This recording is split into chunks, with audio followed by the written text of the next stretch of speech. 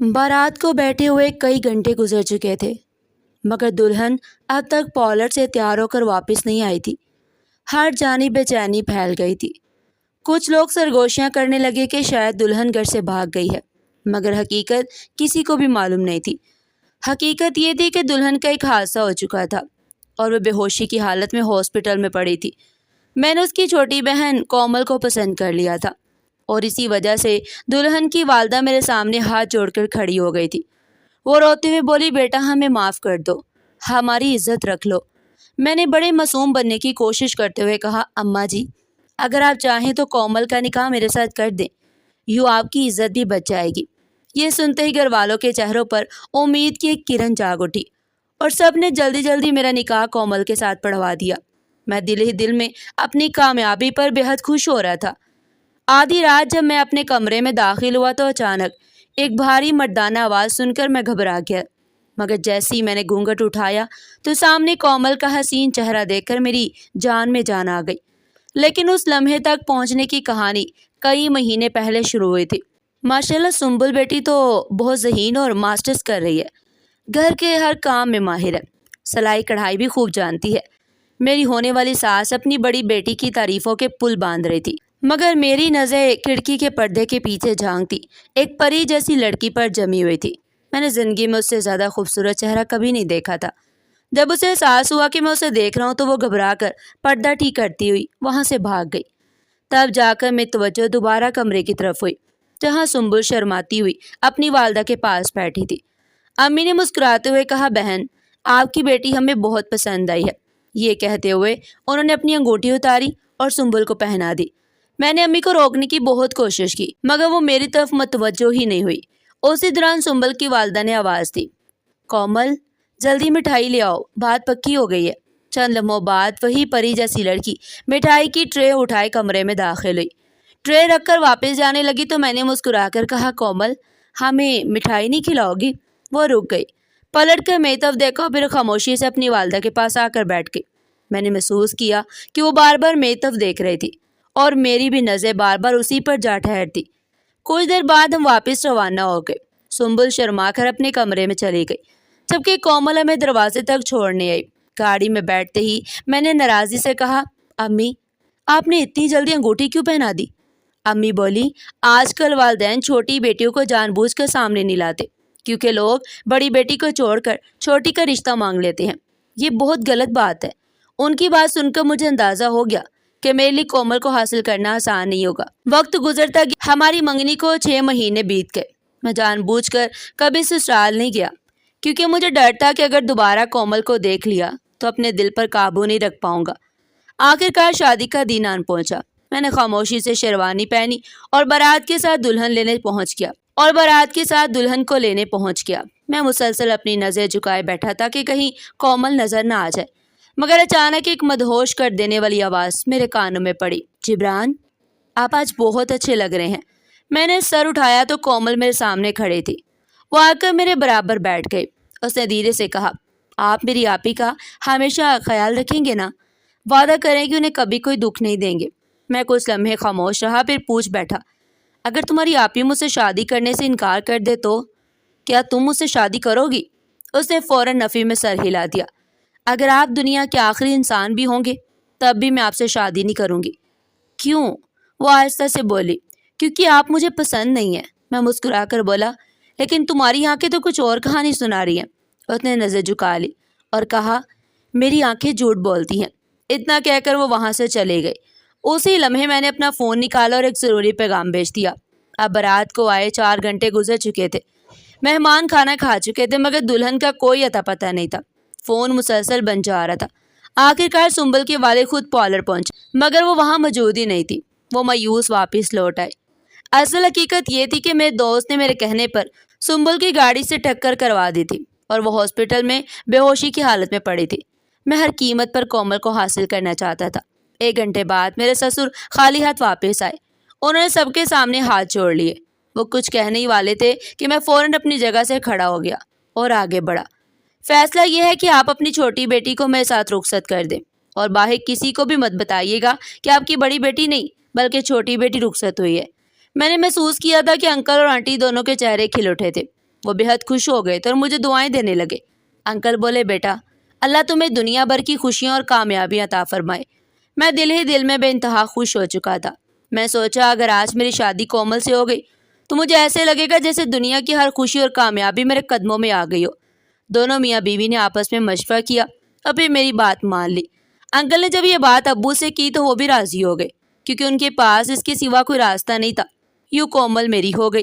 میں خوشی سے نہال تھا، مجھے محسوس ہو رہا تھا جیسے ساری دنیا کی دولت میرے ہاتھ لگ گئی ہو۔ میں نے جلدی اس لیے مچا رکھی تھی کہ مجھے ڈر تھا کہیں کومل اس شادی سے منع ہی نہ کر دے۔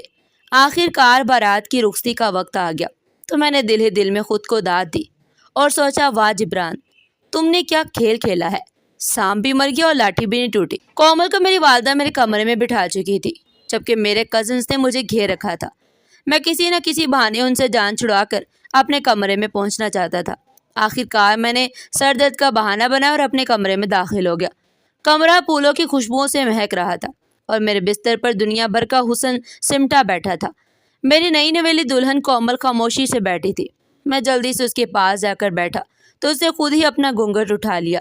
میں اسے دیکھ کر مسکرا دیا تو بولی آخر کار آپ نے مجھے حاصل کر ہی لیا۔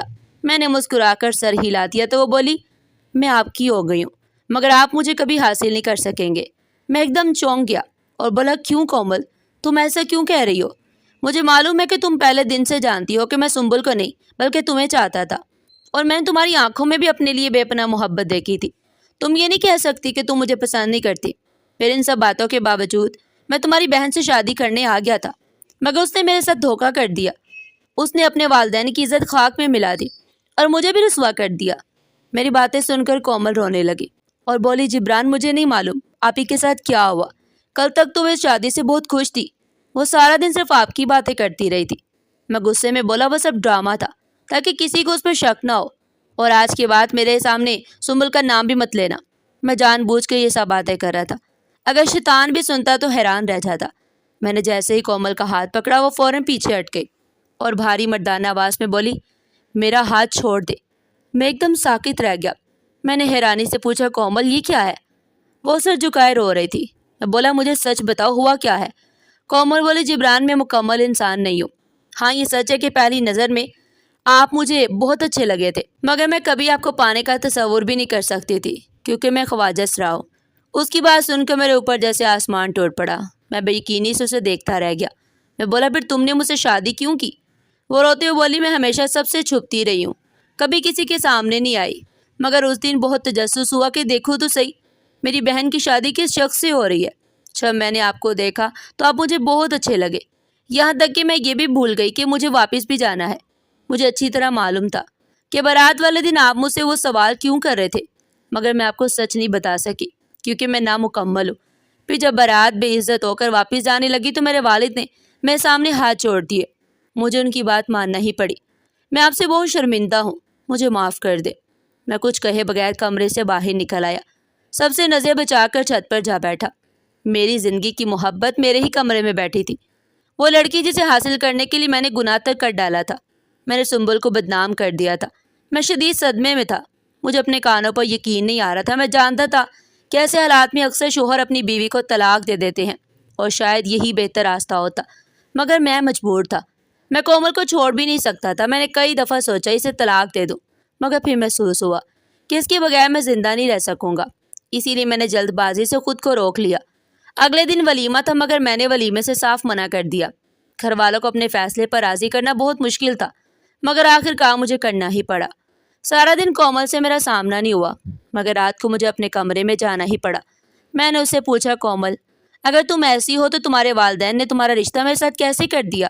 کیا وہ صرف اپنی عزت بچانے کے لیے میری زندگی برباد کرنے پر آمادہ ہو گئے تھے؟ کومل بولی انہیں معلوم ہی نہیں کہ میں خواجہ سرا ہوں۔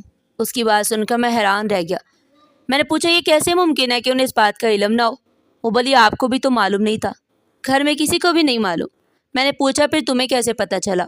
وہ بولی کچھ عرصے سے میرے پیٹ میں شدید درد رہنے لگا تھا۔ ایک دن یونیورسٹی میں میری طبیعت بہت خراب ہو گئی، مجھے فوراً ہاسپٹل لے جایا گیا جہاں میرا آپریشن کیا گیا۔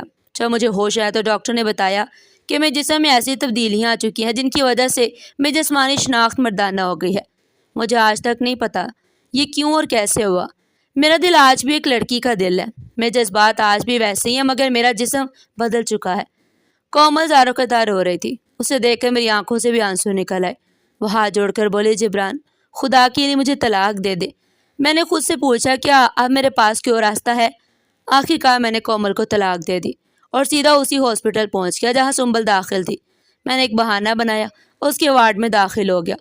وہ مجھے دیکھ کر حیران رہ گئی، جبکہ میں اسے دیکھ کر شدید پریشان تھا۔ وہ مجھے دیکھ کر ہنسنے لگی اور روتے ہوئے بولی، یہ سب کیا ہو گیا جبران؟ میں ہوش میں آنے کے بعد گھر گئی تھی، مگر جب مجھے معلوم ہوا کہ آپ کی رخصتی کومل کے ساتھ ہو گئی ہے تو میں واپس ہاسپٹل آ گئی۔ میں بولا، تم گھر چلو، سب ٹھیک ہو جائے گا۔ میں یہ سب اپنے گناہوں کا کفارہ ادا کرنے کے لیے کر رہا تھا۔ میں سنبل کو اس کے گھر لے گیا تو انکل نے مجھے دروازے پر دیکھتے ہی چیخنا شروع کر دیا اور بولا، تم نے میری بیٹی کی زندگی تباہ کر دی۔ تبھی گھر سے کومل باہر آ گئی۔ وہ اپنے والد کے سامنے آ کر بولی، ابو، جبران بہت اچھے انسان ہے، انہوں نے میرے ساتھ کچھ بھی غلط نہیں کیا۔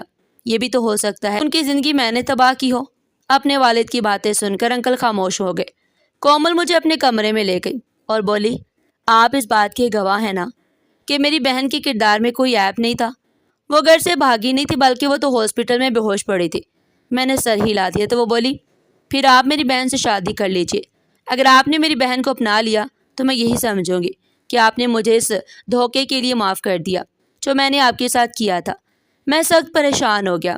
تب وہ بولی، جبران، آپ جانتے ہیں نا، جس لڑکی کے بارے میں یہ مشہور ہو جائے کہ وہ اپنی بارات والے دن گھر سے بھاگ گئی تھی، پھر اسے شادی کون کرے گا؟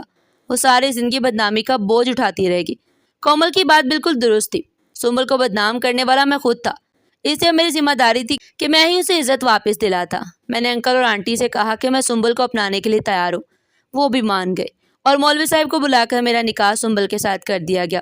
سب یہی سمجھتے تھے کہ بارات والے دن سنبل پارلر سے واپس آئی تھی اور میرے ساتھ ہی رخصت ہوئی تھی، مگر کسی کو یہ معلوم نہیں تھا کہ اس کی جگہ اس کی چھوٹی بہن رخصت ہوئی تھی۔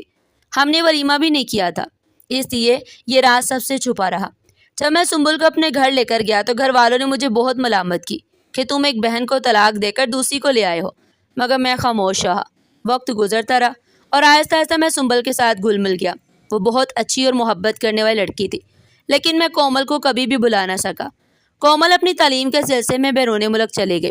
اللہ تعالیٰ نے ہمیں 2 بیٹیوں کی نعمت عطا فرمائی۔ ایک دن سنبل نے خوشی سے کہا، جبران، یہ دیکھے، کومل کی شادی ہو گئی ہے، وہ کتنی خوبصورت لگ رہی ہے۔ اس کی بات سن کر میں حیران رہ گیا۔ اتنے میں میرے فون پر ایک انجان نمبر سے کال آئی۔ میں فون لے کر باہر آ گیا۔ دوسری جانب سے جو آواز آئی اسے میں لاکھوں آوازوں میں بھی پہچان سکتا تھا۔ میں نے کہا، کومل؟ جواب آیا، ہاں، میں کومل ہوں۔ آج میں آپ کو اپنی کہانی سنانا چاہتی ہوں، کیا آپ سنیں گے؟ میں نے کہا، ضرور، کہو کومل۔ وہ بولی، جبران، یہ سچ ہے کہ ہم ایک دوسرے سے پہلے ہی نظر میں محبت ہو گئی تھی۔ میں آپ کی دیوانی ہو چکی تھی، مگر میں نے کبھی نہیں چاہا تھا کہ آپ مجھے حاصل کرنے کے لیے وہ سب کرے جو آپ نے کیا۔ بارات والے دن مجھے یقین ہو گیا تھا کہ آپ مجھے ہر حال میں حاصل کرنا چاہتے ہیں، اور آخرکار آپ نے مجھے حاصل بھی کر لیا۔ جب میں نے آپ کو اپنے شوہر کے طور پر دیکھا تو ایک لمحے کے لیے میرا دل بھی کمزور پڑ گیا۔ میرا بھی دل چاہتا تھا کہ آپ کے ساتھ نئی زندگی شروع کروں، مگر پھر میں نے سوچا، اگر ایسا ہو گیا تو میری بہن کبھی واپس نہیں مل سکے گی اور کوئی بھی یہ نہیں جان سکے گا کہ آپ نے اس کے ساتھ کیا کیا ہے۔ اسی لیے میں نے آپ کے سامنے یہ ڈرامہ کیا کہ میں مکمل عورت نہیں ہوں۔ آپ پہلے ہی سنبل کے حادثے کی وجہ سے شدید پریشان تھے، اس لیے میری باتوں پر یقین کر بیٹھے۔ اگر آپ نارمل حالت میں ہوتے تو شاید کبھی میری بات پر یقین نہ کرتے۔ آپ نے مجھے طلاق دے دی اور پھر میری بہن کو اپنا لیا۔ اتنے سال گزر گئے مگر میں آپ کی جگہ کسی اور کو نہ دے سکی، مگر اب جا کر ایک ایسا انسان ملا جس نے میرے دل میں جگہ بنا لی اور میں نے اسے شادی کر لی۔ آپ ہمارے لیے دعا کیجیے۔ اتنا کہہ کر اس نے فون بند کر دیا۔ میرے چہرے پر ایک تلخ سی مسکراہٹ آ گئی۔ زندگی میرے ساتھ عجیب کھیل کھیلا تھا۔ اس دن مجھے احساس ہوا کہ انسان کو نہ قسمت سے زیادہ ملتا ہے اور نہ قسمت سے پہلے۔